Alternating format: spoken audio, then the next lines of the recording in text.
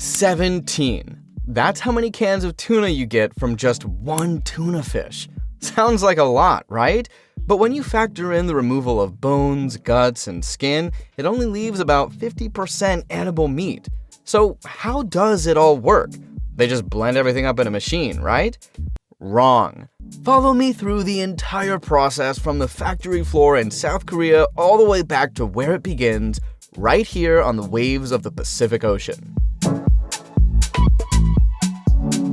It's 5:52 a.m. and our tuna fishermen are already up and at 'em, navigating the cold blue water on massive ships like the one you're looking at now. These ships have radars and fish finders that help the fishermen track schools of tuna in the ocean. These ships use a massive net, known as a purse seine net, which is lowered into the water. There are more than 20 workers on board, buzzing around like bees, making sure that this net doesn't get tangled as it's lifted off the boat and into the sea. Except these bees have coffee addictions and are severely underpaid. Here's how the operation works. First, a small boat known as a skiff is deployed from the main fishing vessel, carrying one end of the massive purse seine net. The skiff drives around the school of fish, circling them with the net while the main ship stays in position. The top of the net floats while the bottom has weights to keep it down. Once the fish are surrounded, the bottom of the net is pulled tight like a drawstring, preventing escape. The net is then lifted onto the fishing boat using a pulley, which brings the fish on board. You know, the thing about tuna is that they swim in large groups, so when the net is pulled back up above the waterline, as you can see, it collects quite a large number of them at once. Right now, they pretty much removed a whole neighborhood from its city. Imagine being a lone tuna coming home one day and everyone in your community is just gone. Guess I missed a message in the group chat. Once the net comes back up with enough tuna inside, they are quickly transferred to a freezing hold on the ship where temperatures below -58 degrees Fahrenheit keep them fresh. The fish filter down to the bottom level of the ship where they stay frozen until the ship reaches land. This freezing operation kills them if they weren't already dead from the stress or lack of water. One way or another, their swimming career is over. When the ship returns to land, the frozen tuna are loaded onto refrigerated trucks for transport to the factory. When the truck doors open, you can even see as the condensed water vapor billows out due to the extreme temperature inside. At the factory, the tuna needs to be thawed. First, they are taken off the truck and arranged neatly in rows on the ground. Then, forklifts pick them up one by one and place them into a machine that tips them onto a conveyor belt, which brings them indoors. Now inside the factory, we see industrial rolling carts filled with tuna. Each cart has around 8 shelves, and every shelf holds crates with 3 or 4 tuna each.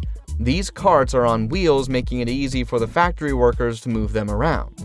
To thaw the fish properly, they are placed inside a thawing chamber like this one. An employee wearing protective gear, including masks, helmets, gloves, and gumboots, shuts the door, pressing the green button. 30 TikTok videos and a bag of Jolly Ranchers later, he returns to take the now cooked tuna out of the chamber.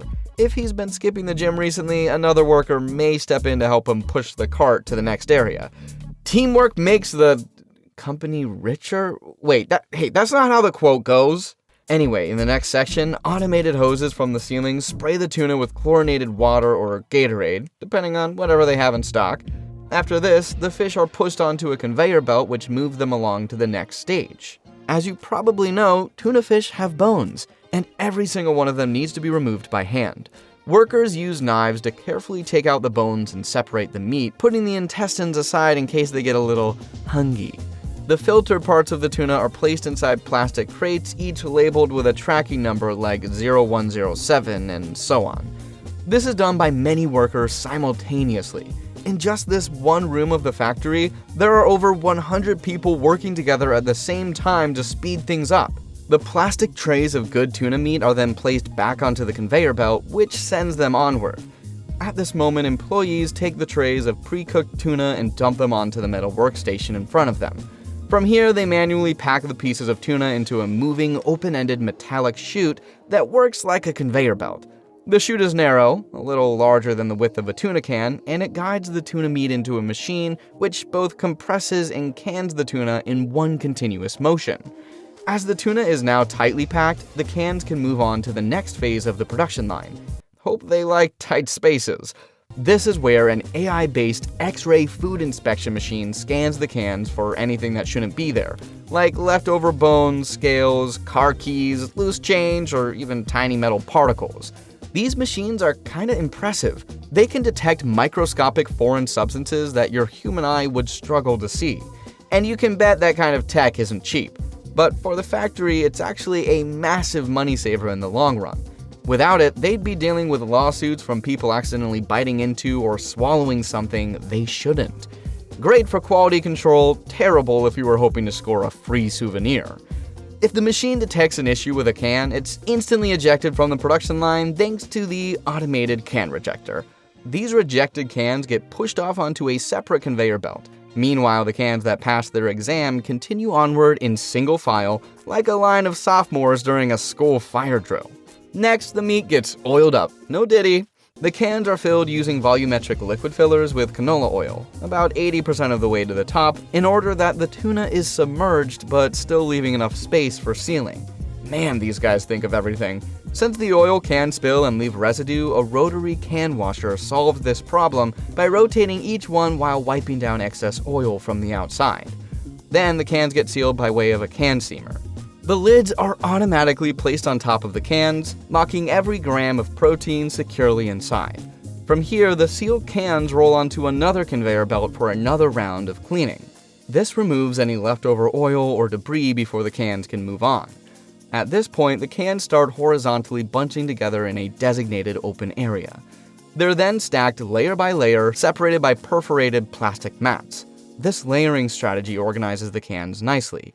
It goes layer of cans, plastic mat, another layer of cans, another plastic mat, repeating until the stack reaches the required height. Now comes sterilization. The entire stack of cans is fed into this beefy boy you can see now, known as a retort sterilizer, where they experience high temperature treatment to kill any bacteria and extend shelf life. Once sterilized, the cans move on to the packaging phase. Meanwhile, the factory's case erector system is already preparing the boxes. Prepared cardboard boxes are fed onto another conveyor belt where employees manually place a plastic tray inside. This plastic insert has grooves meant to hold each can in place, because God forbid a can of tuna moves an inch. Next, machines known as pick-and-place robots or vacuum pickers suction up cans one by one and deposit them neatly into the grooves of the plastic tray inside the box. Depending on the type of packaging needed, employees may also manually arrange certain products by hand if they're feeling super frisky. Once the cans are in place, the box is closed by hand and an automatic labeler applies labels to each. After that, each box is placed inside its own company-branded bag. Employees take these now bagged boxes and yeet them with precisely zero empathy into larger cardboard shipping boxes. These shipping boxes are then automatically sealed with tape using a carton sealer and sent off to the last stage where another automated machine takes over. This beast of a gadget is called a palletizer and it only has one job: lift the sealed boxes and stack them onto pallets. What a life! The palletized boxes are then tightly wrapped in cling film using an automatic stretch wrapper, which rotates the entire pallet while applying the film to keep everything stable. Finally, the wrapped pallets are moved to the last holding area before being shipped out. From start to finish, this entire factory line has been specifically engineered with three things in mind: max speed, max safety, and max profits. In that order, but mostly the last one. Now, starting at number 5 and counting down to number 1, here are the top 5 most interesting yet commonly unknown details about tuna. Are you ready? Let's swim into it. Number 5. Tuna can cook themselves alive. Literally. Most fish are happy being cold-blooded, but tuna decided that that was for noobs. Unlike their fishy cousins, they generate their own body heat, which gives them a serious advantage. They hunt better and can survive in colder waters better than their wimpy, cold-blooded competitors. Oh, and they can also function at high speeds that make Michael Phelps look like a floating pool noodle. But this warm-bloodedness comes with a downside. If a tuna swims too fast for too long, it literally starts overheating from the inside out. To prevent spontaneous fish combustion, they rely on an advanced network of blood vessels called the rete mirabile, which acts like a built-in cooling system. It helps them keep from becoming the first fish to accidentally boil themselves to death. The irony is that the very thing that makes them elite predators, their ability to outswim, outlast, and outhunt their prey, is also the thing that can kill them. From our perspective, it would be like sprinting so fast that you just burst into flames on the track. That's the life of a tuna. Evolution really said, let's make this thing unstoppable, and then threw in a self-destruct button for balance. Number 4. Tuna must swim 24/7 or they die instantly. Most animals at some point get to relax. They sleep, they chill, they take breaks, but for tuna, not so much. If a tuna stops swimming, it drops dead. Instantly. No gasping for breath, no slow fade out, just lights out, game over. Why? Well, because tuna lack a funny little thing called a swim bladder, which most fish use to float effortlessly. Instead, they have to stay in motion to keep water flowing over their gills, bringing in oxygen. If they ever stop, they suffocate. This means that for every second of their lives, from birth until the moment they die, they're moving. Even when they sleep, their bodies keep swimming on autopilot. There is no rest, ever. It's like running on a treadmill 24/7 forever until you finally get eaten or suffocate. It also explains why tuna bodies resembled torpedoes. Evolution didn't have time for anything inefficient. A tuna is pure muscle and hydrodynamics with no wasted energy, no unnecessary features, and no ability to take a nap. Ever. Number 3. Tuna are so strong they can rip themselves apart. Tuna are so insanely overpowered that they can literally explode from their own strength. This happens because tuna don't do half measures. Their muscles are so tightly wound and powerful that when they go full throttle, the force can exceed what their own body can handle. They'll thrash, twist, and yank so hard that their internal structure literally starts tearing apart under the strain. It's nature's equivalent of a gym bro lifting too heavy and snapping his own tendons. Except there's no spotter around to help. I wonder who would win in a 1v1, a fully grown tuna in its natural habitat, or Khabib, Russian former mixed martial artist. Now that's a fight I would pay to see. Number 2, they have a secret poison in their flesh. Tuna may be delicious, but eating too much of it can turn you into a walking science experiment. Why? Mercury, and a lot of it.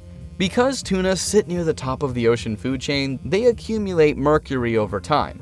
Every little fish they eat has a tiny bit of mercury, and by the time you get to a massive adult tuna, that mercury has stacked up like an unpaid bar tab. Eat too much of it and you start getting mercury poisoning, which is not a fun time. Mercury messes with your nervous system, affects brain function, and can straight up poison top predators, including humans. That means if you're pounding tuna steaks every day, you might want to slow down unless you enjoy slowly turning into a toxic waste dump. Tuna are so deadly that even after they're dead, they're still dangerous. Damn. Number 1. They can turn invisible. There's a reason tuna are one of the hardest fish to catch. They don't just rely on speed to avoid predators, they also have a built-in stealth mode. Think Harry Potter's invisibility cloak.